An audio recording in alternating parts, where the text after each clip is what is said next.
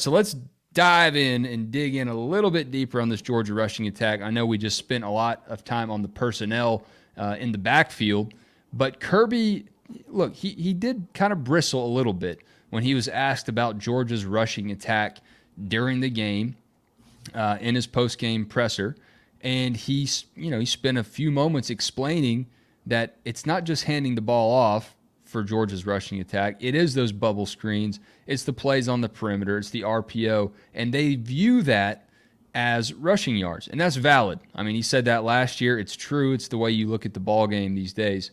But I do still hear fans' frustration about the physicality, the point of attack, whether it's blocking on the line of scrimmage or some of the whiffs on the perimeter. So where do y'all land on this? Is it, totally siding with Kirby that this is just going to be Georgia's running game, or do you look at this O-line? You do look at the guys on the perimeter and the absence of Darnell Washington as this kind of coming together for a pretty not so tasty cake of ingredients that Georgia's working with, blocking specifically. I'll answer real quick, and I'll give Jake Rowe this thought because he's our X and O guy. And we could sit here and say we don't have Darnell Washington because they don't, and that's a big deal, and that's a unicorn. That is a absolute 100% unicorn in college football. You have to go back to probably Mercedes Lewis, and God knows what year that was, to even have somebody that big, that athletic, and that physical. He's gone. You don't have that. Now, Jake, you also know that basically your second, maybe your third team tight end is out right now in Lawson Lucky. You're playing with two tight ends, and you're playing Oscar Delp and Brock Bowers right now, and you're having to throw an extra lineman in there. I believe they threw Chad Lindbergh, number 85, on at one point yesterday, if I'm correct. Mm-hmm. Just trying to get some extra bodies in there. How much 12 personnel and how physical can you be? Because you cannot lose a tight end right now with Lawson Lucky out. Pierce Spurlin is not an inline attacks type tight end right now. They're dangerously thin at tight end, and I wonder, if you start talking about 12 personnel and getting downhill and getting physical with those kids, how much is that affecting play calling? Because you can't lose one of those guys right now. Yeah, and it's tough too, Rusty, because, you noticed it yesterday.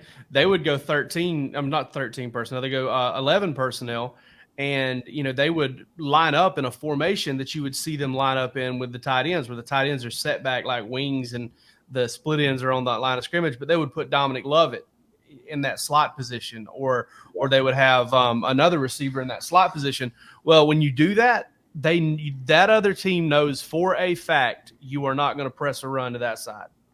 You're running away from that 100% if you put that guy on the wing. So you're not only are you kind of fooling with your personnel there, but you're also messing with your formations. There are some formations that you may like to run the ball out of that you can't even run because you don't have the right personnel. And I think, Rusty, that is a very underrated point right there with the lack of 12 personnel. Not only do you not want to lose them, but you can't go out there running a bunch of 12 personnel with both of those tight ends on the field, because one of them's got to be, because you want Brock Bowers to be on the field in 11 personnel. Yep. You want Brock Bowers to be on the field in packages that are specifically designed for him too. So, you're really, when you get Oscar Delp on the field, you want it as often as you can to be spelling Brock Bowers and letting him get a rest, because you don't want to. That's one of the reasons folks are talking about, well, he wasn't targeted a bunch. He played 34 snaps yesterday, and that's kind of low for him. And I think that's by design, because they know the stretch run is coming. And I think getting Lawson Lucky back up to speed will help. I think you're probably looking at a couple, 2 or 3 weeks before he's back up to speed and ready to play. But I think that's definitely, a factor there. And I also just think you've just got to execute and block better. Like, there was a play yesterday, I want to say it was a third down play, where they threw it out to Dominic Lovett in motion on a little quick screen. And it wasn't that Arian Smith couldn't get the block. It's just Arian Smith didn't block the right guy. You see the guy, they've got man coverage. He's following Dominic Lovett across the formation. That's exactly why you do those types of motions, to identify who's on who. And Arian Smith kind of moves upfield to hold his defender, to make sure his guy stays home. and then doesn't realize who he needs to block until way too late. It was an eye discipline issue on offense, which you don't see a whole lot. Those are the things that the kinks that Georgia has to get worked out, and there's a lot of them. And that's, listen, it's you're depending on some guys to do some things right now with Ladd McConkey out, missing Marcus Rosemy-Jackson in that first game, even Dejon Edwards. You're relying on some guys to do some things that they may not quite be ready to do at the highest level yet. But you've got to get them there. You can't give up on them and say, no, Arian Smith's never going to block for us, so that's just it. They got to get him ready. They got to get him blocking. And I think they're doing a pretty good job of kind of forcing the issue of making sure these guys see it on tape and understand this is why you've got to get better at this. And I think the staff's going to do a good job with that. Yeah, I believe that. I'm looking forward to this SEC opener. We don't really know what this team is truly capable of, and I want to see Carson Beck take that next step, and I think that he will. These big games, as you've pointed out, Jake, you go back and look at some of these duds last year where there just wasn't, a little bit of motivation from start to finish. It was different from the 2021 team. They dominated pretty much everybody, but they did have these step-up moments when they needed to. And when they needed to, boy, did they. They did it. So I expect to see that similar approach and similar mentality as Georgia opens up with South Carolina. It's going to be a fun atmosphere, 3:30 kick between the hedges. All right, let's get to some dog stocks, wrap this thing up. I'll start us off. I'm going to say stock up on the apocalypse. Y'all talked about it earlier. Brock Bowers dropped a pass, man. I didn't think I'd ever see it. The end times are here. That was a pretty tough moment for Brock Bowers. But in all seriousness, he's gonna go off against the Gamecocks. I can't wait to watch it because he knows what to do against South Carolina. He had his way with them last year, and I still don't think if Georgia doesn't want you to have an answer for him, you're probably not going to have an answer for him.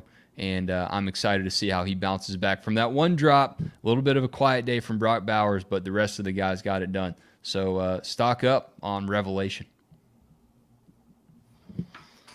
I'm gonna go stock up and just continue to go stock up on Mekhi Muse, because here's the thing about him that I think is just incredibly impressive is I went back and I watched, rewatched the game and everything. And, he's tiny, man. Like I saw him in person the other day without shoulder pads on. And I am telling you right now, I mean, he is almost a little person. All right. He is not far from it.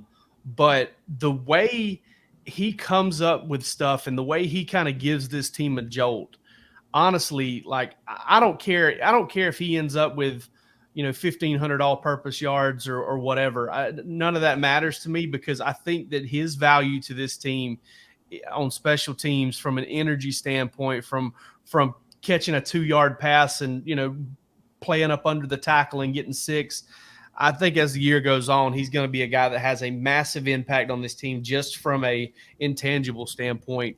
And not only that, just the humility, coming up and talking to us, the, kind of soft-spoken. I mean, he's got every reason to kind of have a little small man syndrome there and just, be, loud and boisterous and wild, maybe a little bit of the Isaiah McKenzie type, personality. And by the way, Isaiah McKenzie's much bigger, maybe the only person he's ever played ball with that he's much bigger than. But man, he's something else, and I think he's going to mean a lot to this football team as the season goes on. Yeah, I saw him downtown. I think it was over the summer around dinner time, and I recognized him. I said, "What's up, man?" He looked surprised that anyone even recognized who he was. And I think he's going to be a lot more recognizable over the next several weeks.